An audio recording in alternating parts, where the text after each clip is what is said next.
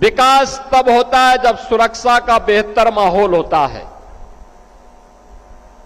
सुरक्षा के एक बेहतरीन माहौल में ही विकास की आशा और आकांक्षाओं को पूरा किया जा सकता है।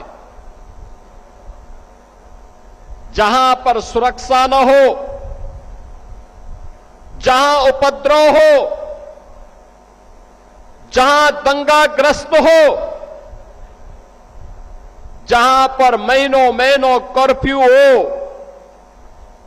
वहां विकास और उज्जवल भविष्य की कल्पना भी नहीं की जा सकती है। 2017 के पहले कमोवेश उत्तर प्रदेश की यही स्थिति थी। कौन ऐसा जिला था जहां दंगे न हुए हों? कौन ऐसा जिला था? आपके मथुरा के जवाहर बाग की घटना हो, कोसी कला का दंगा हो, मेरठ और अलीगढ़ के दंगे हो या मुजफ्फरनगर के दंगे, महीनों महीनों कर्फ्यू, आम जन त्रस्त होता था, व्यापार चौपट होता था, नौजवान की नौकरी पर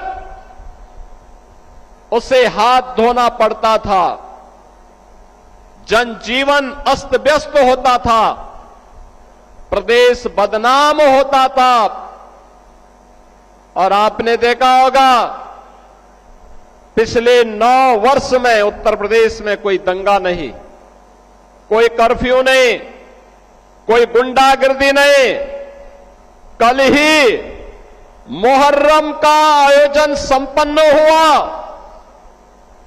अब मुहर्रम के नाम पर सड़कों पर वो उपद्रव नहीं होता है जो पहले तलवारबाजी के नाम पर रात चलते हुए लोगों पर हमले कर दिए जाते थे। ताजिया के नाम पर किसी गरीब की झोपड़ी हटा दी जाती थी, किसी का छज्जा तोड़ दिया जाता था, हाई टेंशन तार को जबरन हटा दिया जाता था। सरकार ने एक व्यवस्था बनाई, नहीं, एक गरीब की झोपड़ी और उसका मकान महत्वपूर्ण है, आप ताजिया की साइज को छोटा कर दीजिए, जरूरी नहीं है कि किसी गरीब का मकान हटे, छज्जा नहीं टूटेगा, हाई टेंशन तार नहीं हटेगा। आपको अपनी स्वयं के लिए ताजिया की हाइट को कम करना पड़ेगा। अगर लंबा करोगे तो हाई टेंशन तार की करंट की चपेट में आओगे, इसलिए नहीं होने देना चाहिए। और आपने देखा होगा इतने बड़े पैमाने पर जब मैं उसका रिव्यू कर रहा था, लगभग 12,000 जुलूस उत्तर प्रदेश के अंदर निकले, कोई दंगा नहीं, कोई उपद्रव नहीं, कोई कर्फ्यू नहीं, पता भी नहीं लगा। नहीं तो किसी के घर में जाकर के लोग नहीं भी चाहते होंगे तो भी उसके घर में जाकर के माइक की आवाज से ढोल और ताशा बजा करके तमाशा बनता था। आज वो तमाशा बंद हुआ है, शांतिपूर्ण ढंग से हर पर्व और त्योहार मनाया जा रहा है। यह सुखद अनुभूति का अवसर जब होता है, विकास तब होता है। मैं कल समाजवादी पार्टी के अध्यक्ष श्री अखिलेश यादव जी का एक बयान पढ़ रहा था। वो कह रहे थे कि उनकी सरकार आएगी तो अयोध्या को धार्मिक नगरी बनाएगी। अरे आप क्या धार्मिक नगरी बनाएंगे? आपने तो अपना इतिहास देखिए, राम भक्तों पर गोली आप ही के लोगों ने चलाई थी, आप ही की सरकार ने चलाई थी, समाजवादी पार्टी की सरकार ने। आज जब राम भक्तों के परिश्रम और पुरुषार्थ से प्रधानमंत्री मोदी जी के नेतृत्व में अयोध्या अब त्रेता युग का स्मरण करा रही है, तो आपके मुंह में भी पानी आने लग गया है।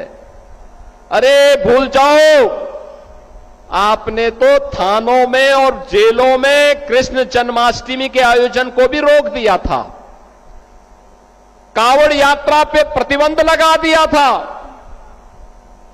जो आज जब हमारे जनप्रतिनिधि कह रहे थे ना कि हाथरस में 22 से ज्यादा मंदिरों का सुंदरीकरण हुआ, क्या यह समाजवादी पार्टी के समय में संभव था क्या? उनके समय में नहीं था, क्योंकि उस समय यह पैसा कब्रिस्तान की बाउंड्री वाल के लिए जाता था और वही तो हमने मंदिरों की तरफ डाइवर्ट किया है। वही पैसा हमने इधर भेजा है कि कब्रिस्तान की आवश्यकता नहीं, मंदिर आस्था के केंद्र हैं। अखिलेश जी, अयोध्या को तो राम भक्तों ने सजा और संवार दिया है, आप उसकी चिंता मत करिए, पश्चाताप करिए, एक बार रामलला का दर्शन कर लीजिए, कम से कम इसी से और सद्बुद्धि आएगी। और अब तैयारी करिए कि हम कृष्ण कन्हैया के लिए भी कुछ कर सकें। अब मथुरा की बात करिए। अगर सचमुच अपने को धार्मिक कहलाने का प्रयास कर रहे हो तो मथुरा वृंदावन पे खुल करके बोल दीजिए, श्री कृष्ण जन्मभूमि पर खुल करके बोल दीजिए और बोलिए ना कि श्री राम जन्मभूमि मुक्ति के आंदोलन की तर्ज पर ही श्री कृष्ण जन्मभूमि की मुक्ति का भी अभियान चलना चाहिए। भगवान श्री कृष्ण की जन्मभूमि को भी सम्मान मिलना चाहिए। हमारी सरकार वहां श्रद्धालुओं को बुनियादी सुविधाएं उपलब्ध करवाने का कार्य कर रही है। युद्ध स्तर पर हम प्रयास कर रहे हैं, लेकिन आप में हिम्मत नहीं, क्योंकि आप तो मुल्ला और मौलवियों के सामने घुटने टेकने के सिवाय आपके पास कोई ऐसा एजेंडा नहीं जो प्रदेश के विकास के लिए हो, अयोध्या, मथुरा या काशी के उत्थान के लिए हो, उनकी पहचान को, पौराणिक पहचान को बनाए रखने के लिए हो। ये धूल झोंकने का काम मत करो। एक खिसियानी बिल्ली खंबा नोचे वाली कहावत को चरितार्थ मत करो।